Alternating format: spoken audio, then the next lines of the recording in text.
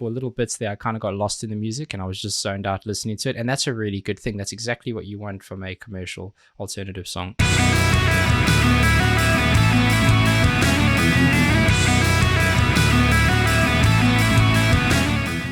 Welcome back, and thank you for joining me for another reaction video. If you're new, don't forget to subscribe, turn on notifications, and you're good to go with all the alerts you need.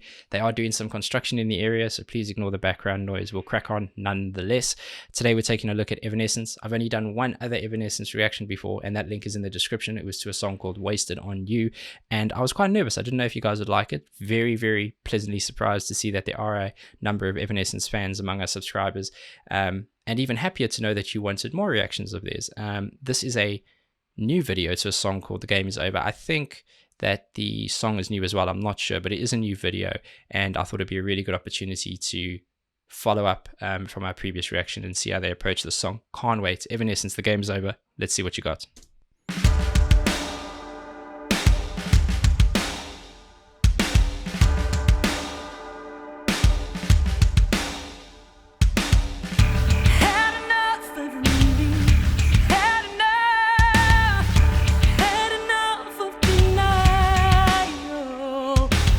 I've said it before, but her voice is so unique and so her. You know exactly who that is. I love the tone of her voice.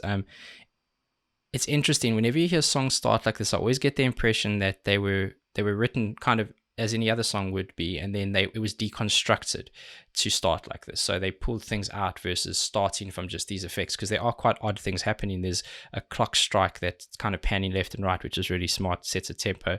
Drummers come in, and the bassist is working really well with the drummer there. Ordinarily, you don't hear that pairing as well because the guitar is sitting on top, but there is no obvious guitar at the moment, not that I heard. Sounds like the snare drum, the springs underneath the snare are quite loose. Sounds like there's a lot of rattle, and then there's almost like this crickety sound that's sampling or at the beginning of each loop. Very interesting. But you know, the thing that ties it all together is her vocal melody, which I'm sure was written to just a nice keys piece or guitar piece, and like I said, deconstructed. But interesting to start the song like this. I'm not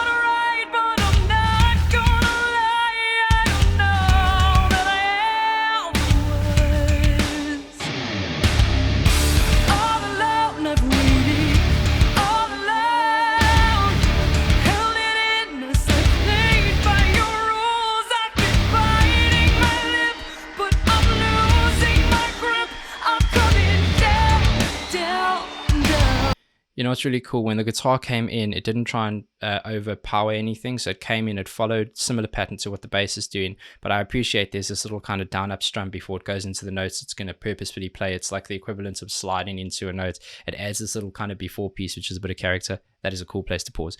Her voice, as always, there's always great production value on it, really high quality. It's always top notch, and it should be, because her vocals are always going to be the hero in their music.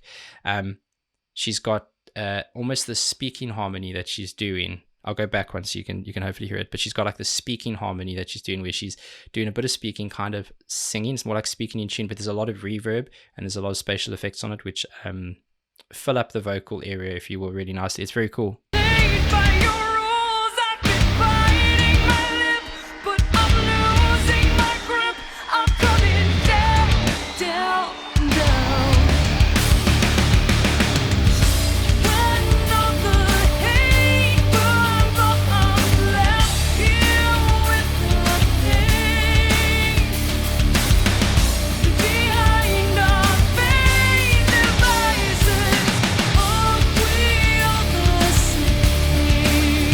Interesting. I speak about the vocal layering a lot, and I'm going to, because obviously it's Amy Lee, it's Evanescence, there's going to be a lot of that, but it still feels like the music hasn't peaked. It feels like, in terms of tone, in terms of the tonal value, not volume or anything, but in terms of tonal value, her vocals are sitting in the space you expect them to be. It's kind of the full band and full EQ of her voice, but it feels like the guitar and some of the instrumentation hasn't peaked yet, so it'll be interesting to see where they go with that.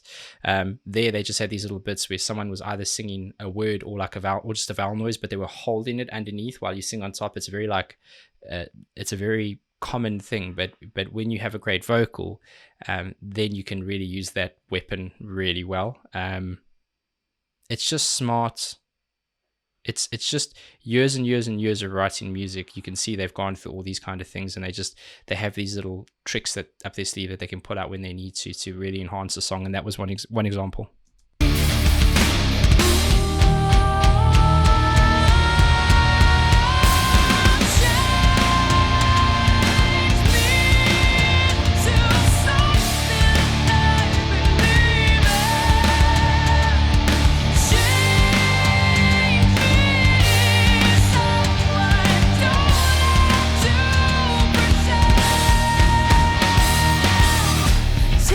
Yeah, I think when I mentioned the tonal value and the instrumentation not hitting their peak yet, I think it was closer there than it's been, and that's obviously in the chorus. So it felt like it's about a minute and a half in. So it's definitely been this build in terms of the production of the song.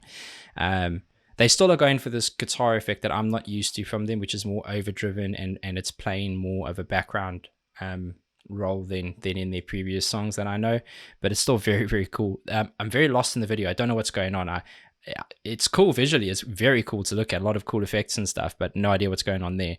I love, she's got this chord progression that she does where she almost floats into like I don't want to say a minor, but she like floats into a dropped next vocal melody she does. And it's quite a signature thing of hers.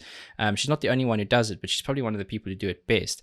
And I think when there's so much music being made at the moment, when you can find something that is ownable, I think it's really smart, and I like it.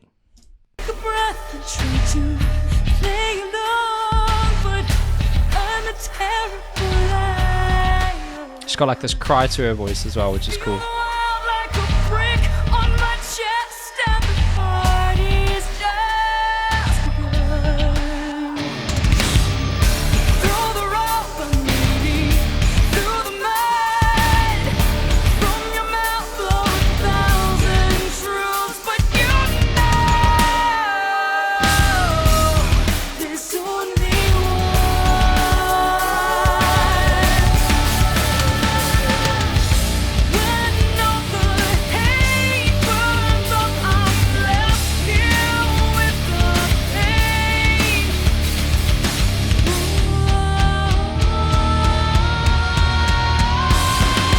I'm gonna go back just to hear that build in again.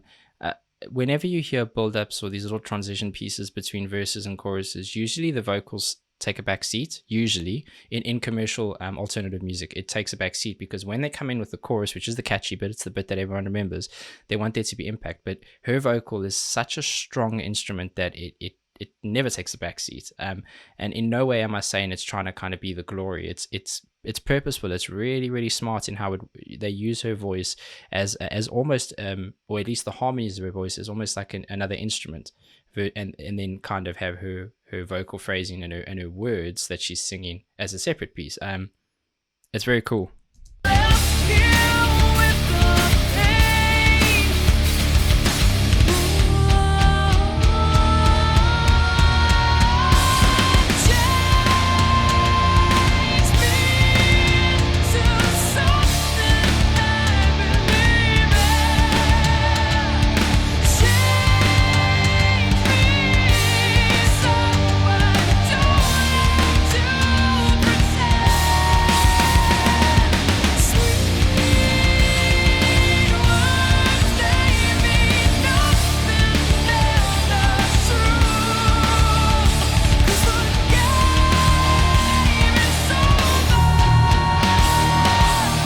Interesting that the drummer, his approach to the chorus is actually, instead of doing a just regular beat, he's actually just doing like a full. He's doing like this extended full piece that becomes the beat, and there we shifted into a traditional beat in the second half of that, because that was, I think, the first time they'd doubled up on the chorus. It's your standard structure for a commercial song, but there's enough in it to keep it fresh and just make you think twice as just a fan of the music and as someone who plays an instrument. Okay. Imagine if she does with like a solid growl.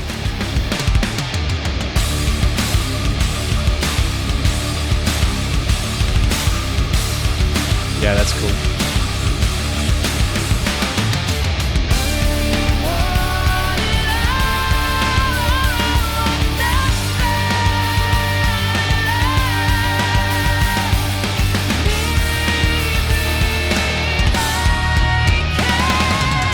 Nice lead work there. The guitar's doing. It's got a bit of a delay on. It's the first time I've heard it backing up in this song. Normally it's been just chords that are really powerful and played well, but that was smart.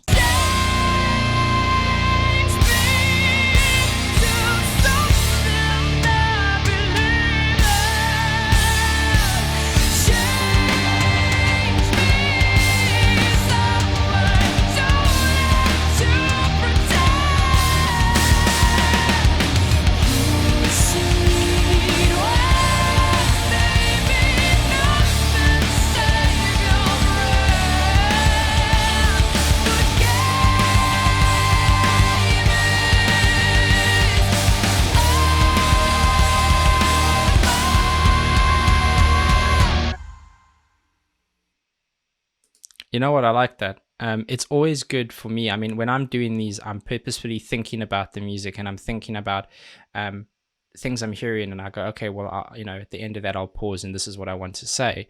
And for little bits there, I kind of got lost in the music and I was just zoned out listening to it. And that's a really good thing. That's exactly what you want from a commercial alternative song or rock song, because most of the listeners aren't listening for those intricate details. They're allowing all that music to come to them, and they're picking up on just the obvious melodies, and then maybe on second or third listens they're starting to pick up a lot of those, and it was really good to be kind of lost in that. I think that's important with music.